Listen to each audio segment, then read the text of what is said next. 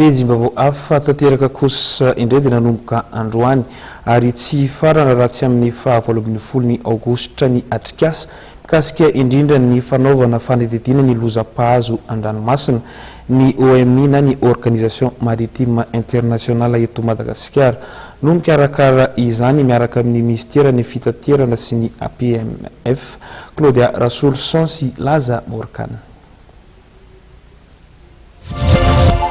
Tompon'andraikitra samihafa eo anivon'ny fitaterana an-dranomasina no mandray anjara amin'ny fiofanana mikasika ny fomba fanaovana fanadihadiana na enquête miainga avy amin'ny lalàna malagasy ny lalàna iraisam-pirenena. Fiofanana izay nisokatra ny maraina teo teny amin'ny DLC Anosy ary tsy farana raha tsy ny 20 aogositra. Ny enquête zany tsy natao hoe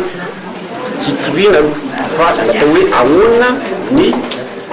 ielana amin'ny accident iny amin'ny manaraka. Raha ny zava-misy zany amin'izao fotoana hoe tao anatin'ny fotoana 218 ny isan'ny olona maty na tsy hita raha mikasika ny accident maritime recensé eo amin'ny APMR. Zay mieritreritra hoe mety misy tsy vita recensement fa zay aloha ny statistique disponible aminay fa zay aloha zava-misy fantatra zany dia hoe matetika azo atao hoe misy koa ny antony isan-karazany mahatonga ny olona hoe na dia mipetraka ary ny lalàna dia mandeha ihany izy ka noho izany izy zany tsy resaka hoe famezatsiny raha be fa hoe ampianarina fotsiny zany izahay mba hoe hatao zay itoveny ny tady dokanga mba tsy hisiny ny famezatsiny ary amin'izay fotoana izay mba hiena ny accident aneoriny. Antony teny lehibe no mahatonga ny loza matetika raha tsy laza-tsy ny toetry ny andro, ny fahaiza-manao na ny fanapahan-kevitry ny mpitondra ny sambo ary ny fitaovana.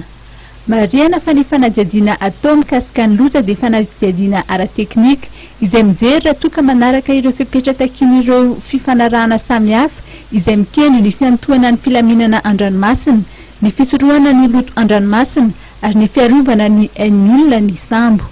Rehefa fantatra ny antony nahatonga ny loza iray dia misy hatrany ny sosikevitra arosin'ireo mpanao fanadihadiana mba hanarenana ny lesoko, ianarana mandrisy ny fiofanana ihany koa ny fandrindrana samihafa, ny fitadiavana pirofo, ny fanaovana ny taritry ny fanadihadiana sy ny fiaraha-miasa amin'ireo firenena izay manana tombontsoa amin'ny fanaovana ny fanadihadiana izay.